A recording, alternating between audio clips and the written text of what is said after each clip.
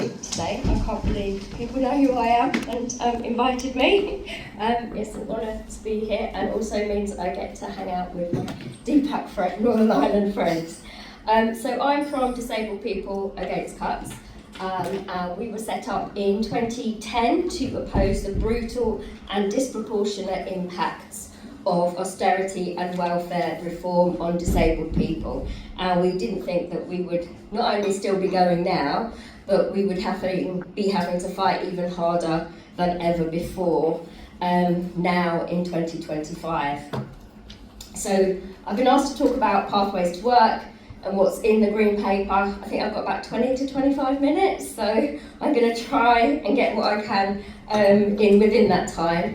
There are, or hopefully should be soon, all of the various briefing papers that DPAC and other deaf and disabled people's organisations have produced recently over different aspects of the cuts. We had a mass lobby of Parliament last week that Dermot came over to. There were over 100 people queuing outside Parliament to come in and see their MPs.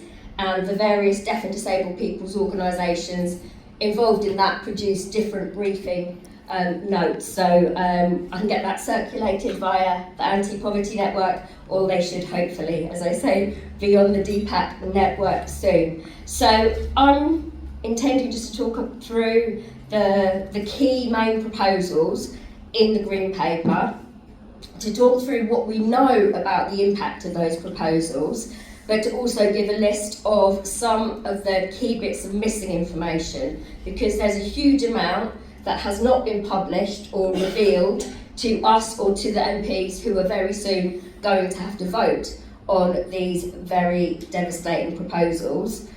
I'm going to go through what I think are some of the key points to note about the Green Paper, quickly say some of the ways that deaf and disabled people are fighting back and how you can all get involved. Although I know you're already doing loads, and I love the postcards and the campaign that's being done. I think that's brilliant. So, the proposal that's been talked about most in the media is about changes to personal independence payment, PIP, and how they're going to change the assessments so that people need to score 4 points in at least one daily living area in order to get the daily living part of PIP. I'm sure many of you know that PIP is in two parts, the mobility component and the daily living component. So to get that daily living part, people are going to need to start scoring 4 points in at least one daily living area. That's the bit that's got the most attention. It's not actually being consulted on. There is a consultation out at the moment, but the changes to PIP are not included in that. There was a very long consultation last year, started by the Tory government, but then carried on into the term of the new Labour government, and they're using the fact that that big consultation happened as an excuse for not now consulting on these changes, which were not included in that consultation. They're also going to be changing the payment amounts that people get for universal credit. They're going to increase the standard allowance, and that's extremely welcome because the amount of, because the level of benefits we get in the UK is way too low. So by 2029 to 2030, that standard allowance should be increasing to £106 a week. But what they're going to do to the extra component that disabled people who've been found unfit for work through the work capability assessment, that amount is going to be frozen at £97 a week, I think it is, until 2029 to 30. And then the amount that new claimants will get from this year, once the legislation is passed, that's going to be halved down to £50 per week, which is quite significant. They're also planning to stop out of work disability benefits for claimants under the age of 22. It's obviously not as if disabled people don't exist under the age of 22, but this is because the government has made itself extremely concerned with the idea that there are too many young people who are now not in education, employment or training. And of course there are some very real reasons for that being the case. Austerity is one. I think there's recent research out that shows that austerity is actually the biggest factor within numbers of young people who are NEET. We also had the pandemic. We've also got insecurity for young people, impacts of social media. There are many, many very real reasons why young people are genuinely disabled and therefore not able to be in employment, education or training, but the government is not accepting that. We're not sure about the figures, I think, who will be affected by that, but for example, some organisations who work with care leavers say that, you know, that there could immediately be around 3,500 young people affected by that one. This is something that is being made a lot of by government ministers and MPs brought out to defend the cuts. They're saying that an extra £1 billion is going to be spent on employment support for deaf and disabled people. One of the statistics they're bringing out to justify that is there was the publication of recent survey figures that apparently showed 200,000 deaf and disabled people who are currently on out-of-work disability benefits had self-reported as being ready to work now if the right support and the right job was available. And of course, the reality of the right support and right job being available is fairly limited. That's not something that's being reported. Also, I think it's notable that 2/3 of those who said they were ready and willing to work now, if the right job and support was there, are people with learning difficulties and people who are neurodivergent, and the workplace is notoriously discriminatory to people in that category. They're also going to be introducing new fraud and error prevention measures, including more checking of bank statements, checking self-employment reporting, because of course a lot of disabled people pushed into work often end up in unsustainable self-employment, and they're going to be checking carers' earnings and pensions more carefully, they say, and that will save money. And this is separate to a new bill that will be coming through Parliament, which will increase the DWP's powers for surveillance on benefit claimants and checking our bank statements.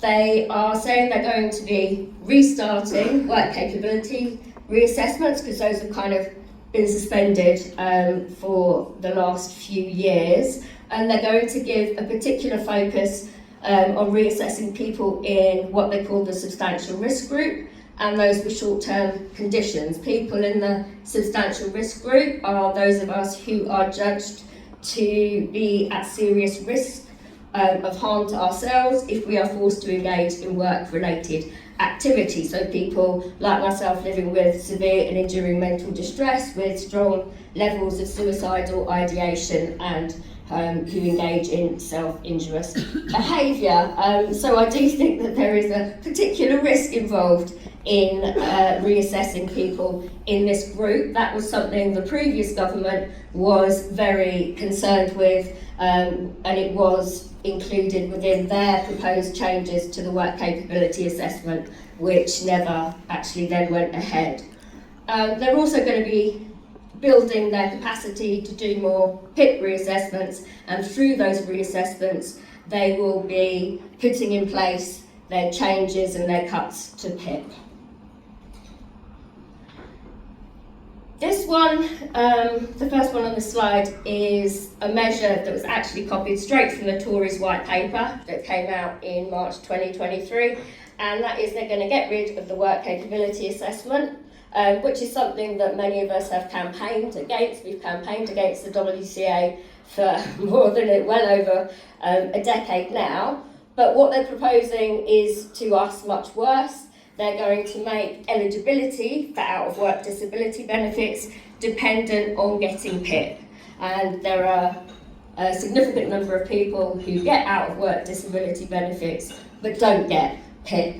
They say they're going to bring in an additional premium for people with high support needs who are hit by this. I would argue that anyone who has been found unfit for work should therefore qualify for that, but although the details haven't been published yet, it's something they are consulting on at the moment. Who will and won't get that additional premium, it's definitely going to be too few people.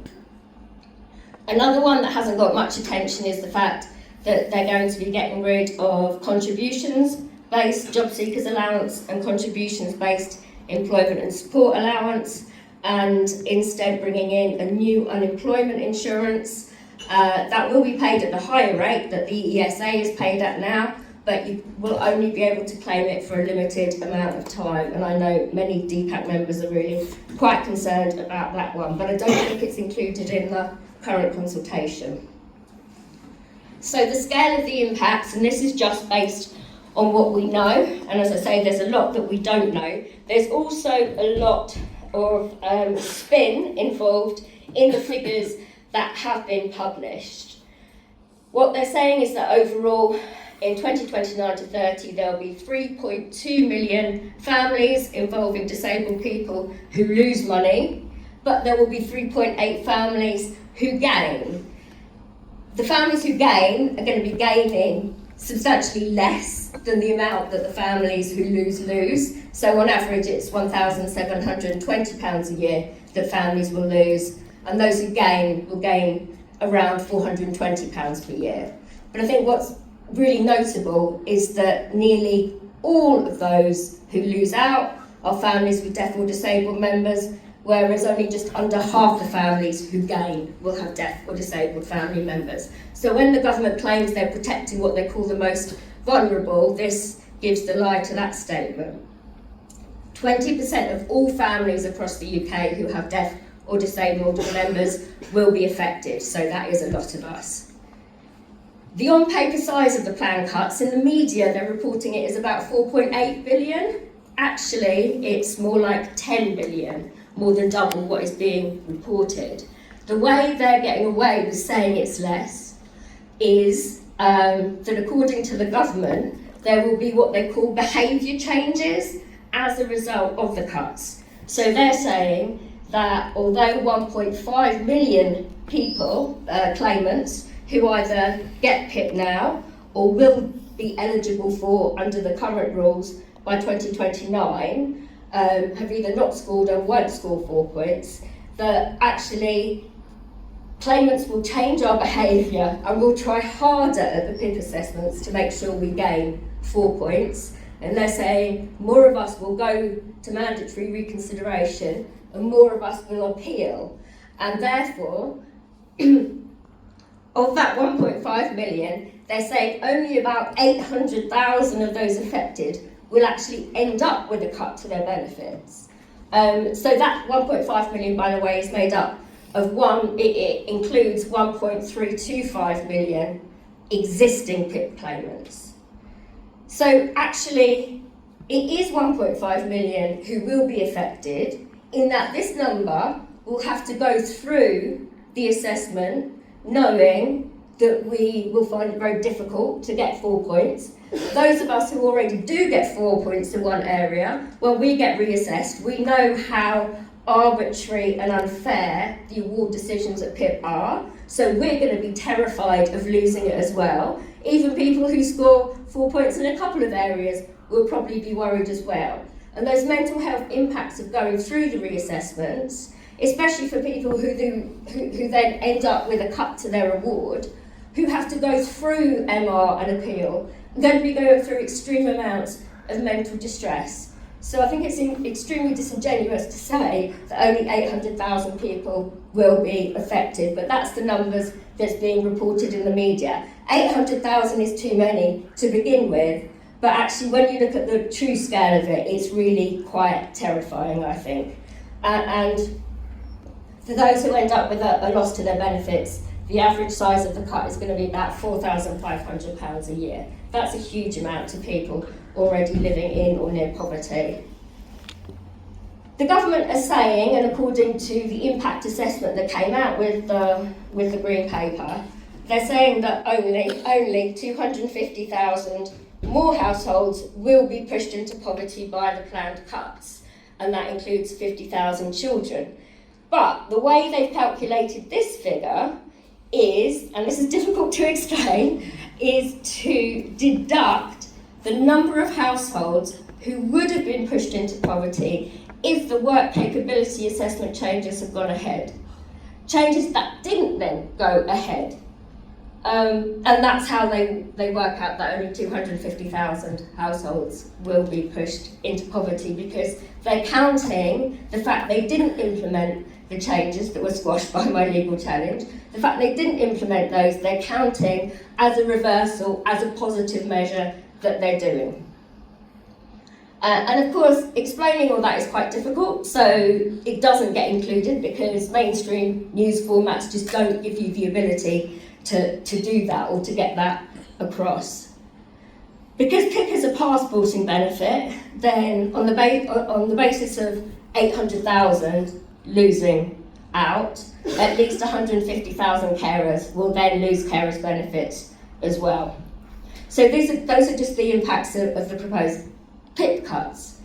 So we've also got 2.25 million claimants who get universal credit losing out through the freeze, and that's going to be a loss of around £500 per year by 2029 to 30. And again, when you live in poverty, any amount that you lose per week has a detrimental impact. By halving the amount that the new claimants get in out-of-work disability benefits, that's going to impact 730,000 new universal credit claimants, and they will lose out by around 3,000 per year compared to what they get now. There are around 600,000 claimants who get universal credit or ESA support group now, who don't get PIP, who could be affected when they get rid of the work capability assessment. The past government, in their white paper proposal, said they would have transition payments for people in that position, but the green paper doesn't include any detail on that. As a result of the lack of detail given for this particular proposal, the Office for Budget Responsibility hasn't been able to score it, and we don't know how many people will be affected by that. Those claimants who lose their PIP, and then as a result of that, once the work capability assessment's been abolished, also lose their out-of-work disability benefits, could lose around £9,600 per year. So that's basically going from just above the poverty line to below it.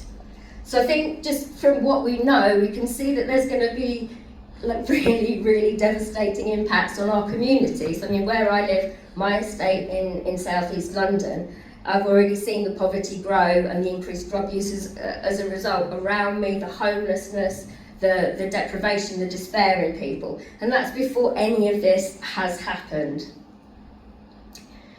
Missing information. So if we take the 10 billion figure, which I would argue is what we should be talking about rather than the 4.8 billion, we don't actually know how many will then be pushed into poverty. We don't know the employment outcomes that will result from this, bearing in mind all the ministers and MPs who've come out to defend these cuts talk about it as being aimed at getting more disabled people into work. The Office for Budget Responsibility says they can't calculate the employment outcomes on the basis of the information they have now. They say there's not enough of it. In the forecast they published along with the green paper, they also pointed out they don't really have any modelling tools that will help them calculate how many people who, under the current system, are officially unfit for work could possibly then be found to move into employment when their benefits are taken away. The work capability changes that the last government proposed, that was going to affect over 450,000, and the calculation for that was that only 3%, around 10 to 15,000, would move into employment. So we're going to be looking at very, very low numbers, which will in no way justify the levels of deprivation and the amount of cuts. But because we don't have those figures, then we can't use those to argue against and present a counter argument to the MPs and government ministers at the moment when they're trying to sell this to the public.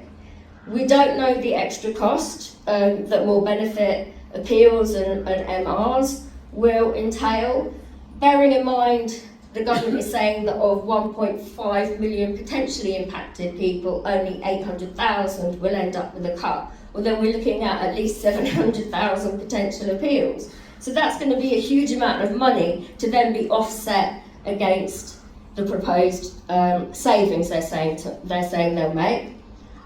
I think it would be interesting for Scope, who's done the work on the Purple Pound, which interestingly I've had issues with before, if anyone's read that bit in my book, but for now I'm more in favour of them doing some more work around the Purple Pound and looking at actually how much will be lost to the economy with high numbers of deaf and disabled people having considerably less money to spend. I think according to Scope's figures, more than half of retail spend comes from deaf and disabled people, and that's because what we have we spend, we don't save, because we already don't have enough money to pay for the essentials we need every week.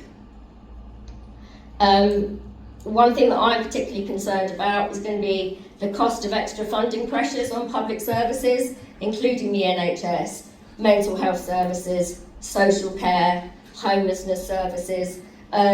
In England, so it's our local councils that provide social care support.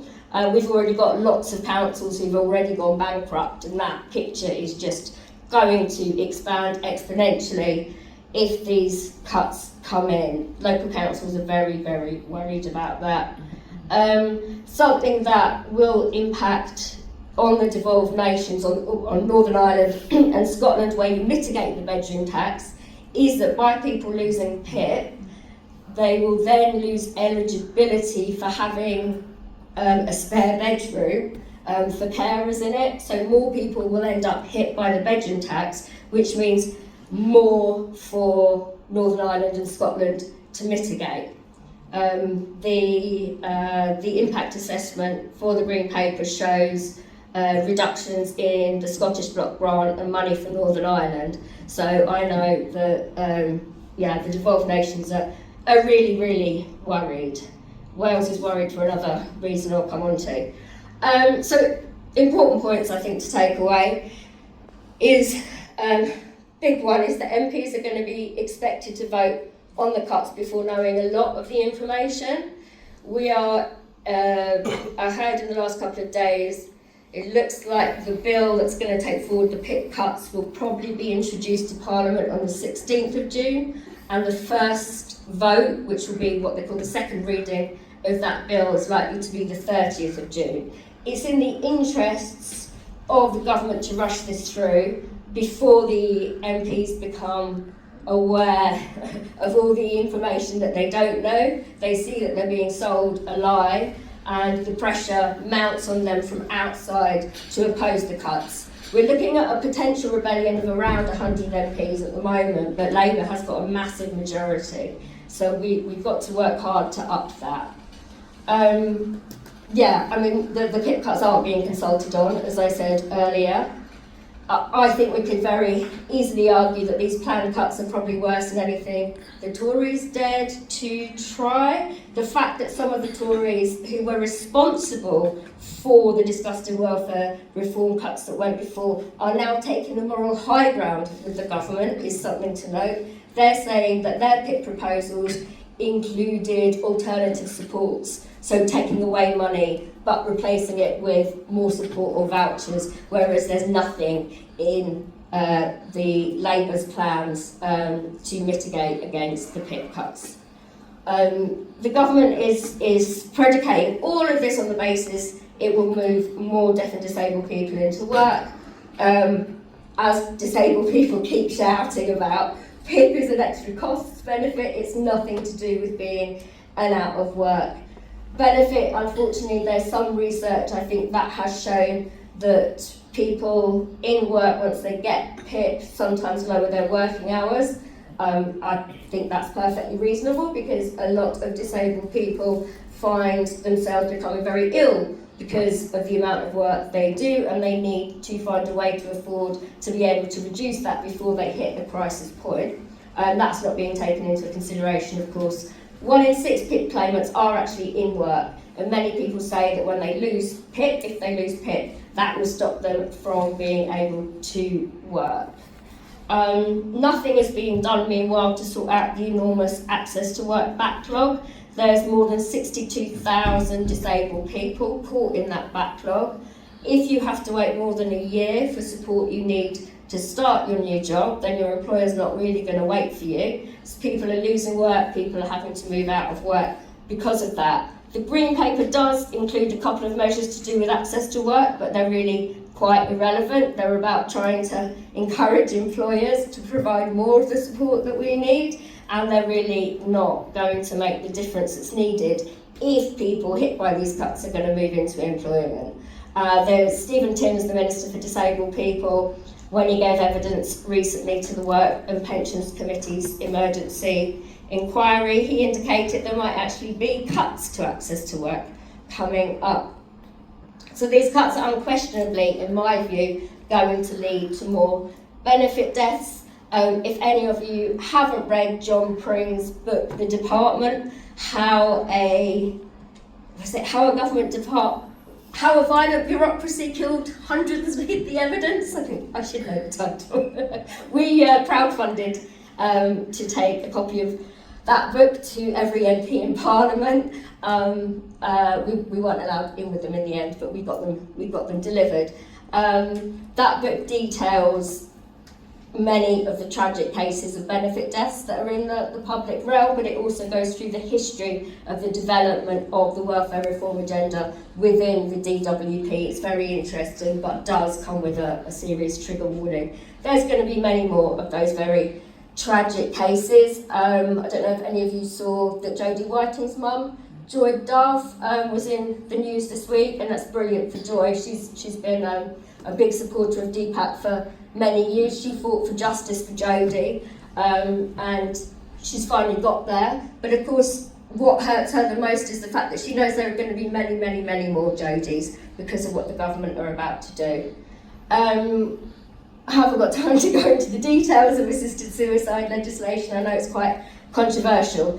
Deaf and disabled people are very worried by that though, and we do see a link between these cuts and legalisation of assisted suicide. We're worried that disabled people who become terminally ill or disabled people with neurodegenerative conditions, before they hit the point at which you can be fast-tracked onto benefits through the terminal illness gateway, they're going to become so impoverished, they're going to have lacked the basic support that they need and will be so ground down that this is just going to offer a way out for them, and that should not be what happens in one of the richest countries in the world.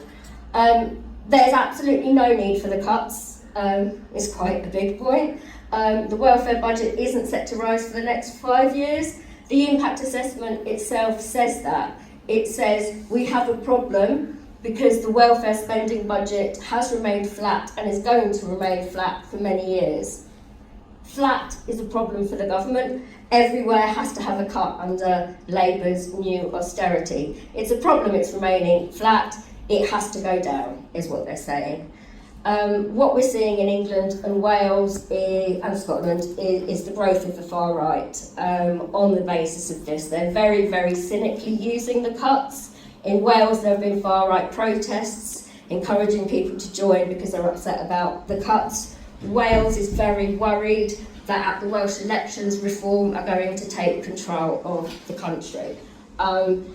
The only reason we can see these cuts are happening is that they're performative, and Starmer's judging that it's going to make him more popular, showing that they have control of the budget. It's going to do the opposite.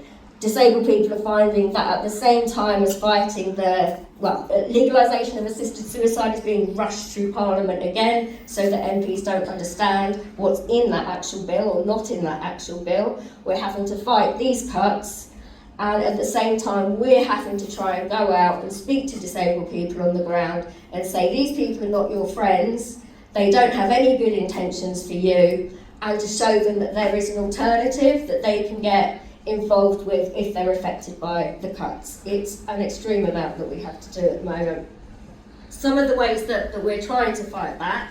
So we are responding to the consultation. The closing date for that is the 30th of June. We think it's always important to have our say so that it can never be argued. They didn't know what they were doing. However, we think that the face-to-face consultation events are complete shams. They are inaccessible. There are very few places available on them. They are not obviously listening to what people are saying. The questions are set. They're not talking about the PIP cuts. So there have been protests outside, a number of them.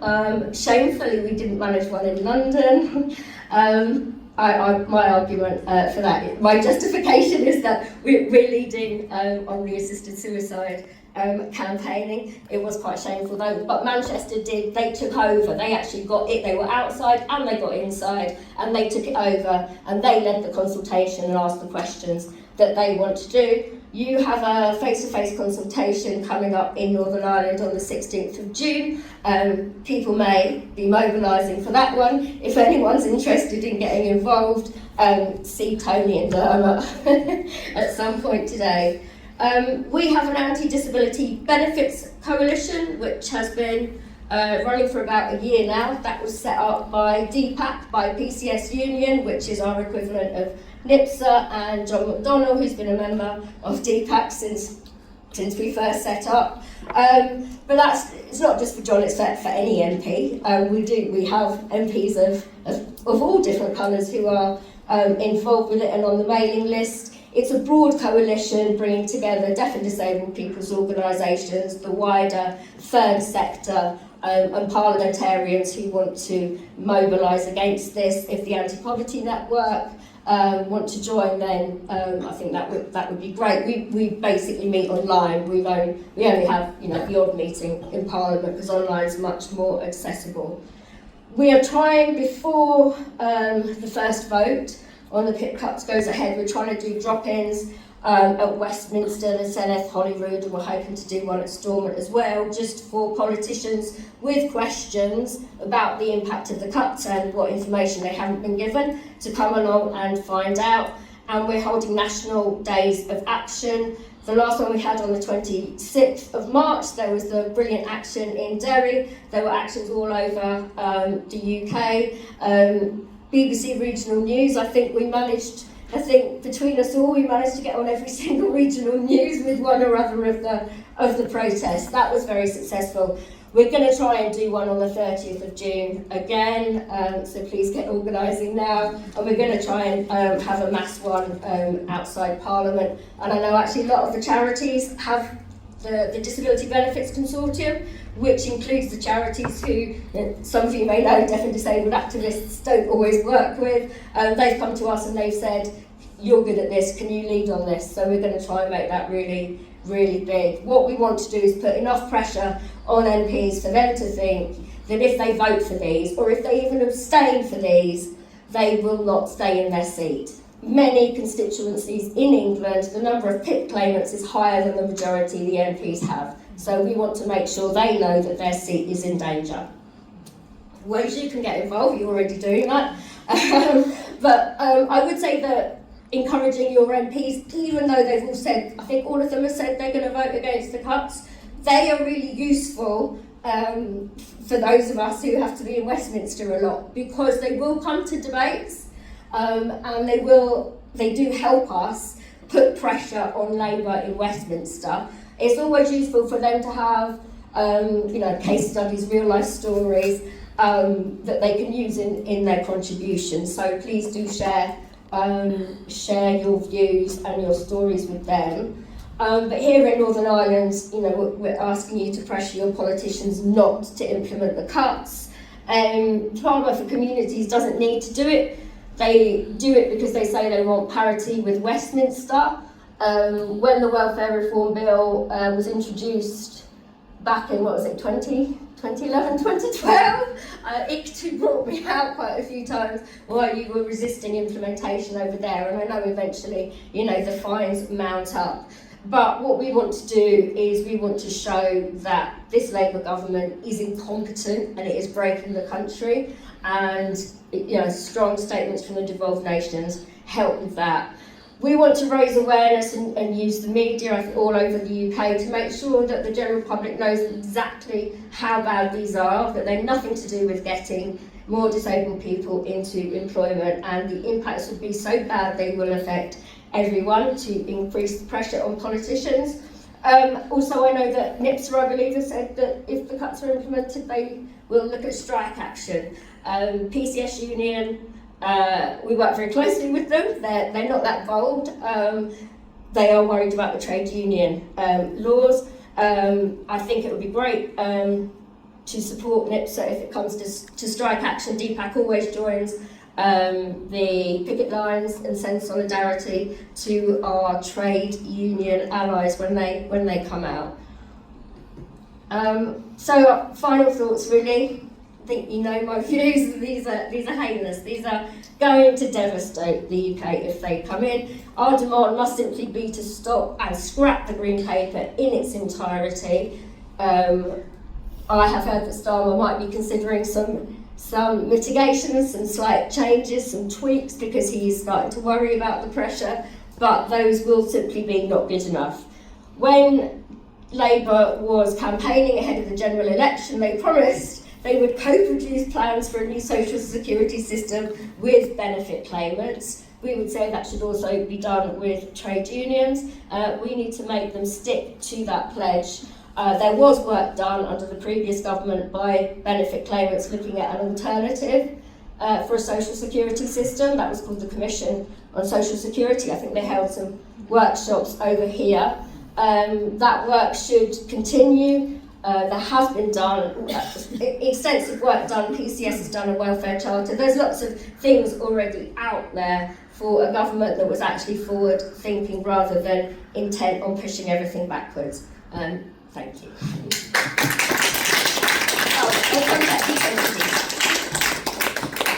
Thank you so much. That was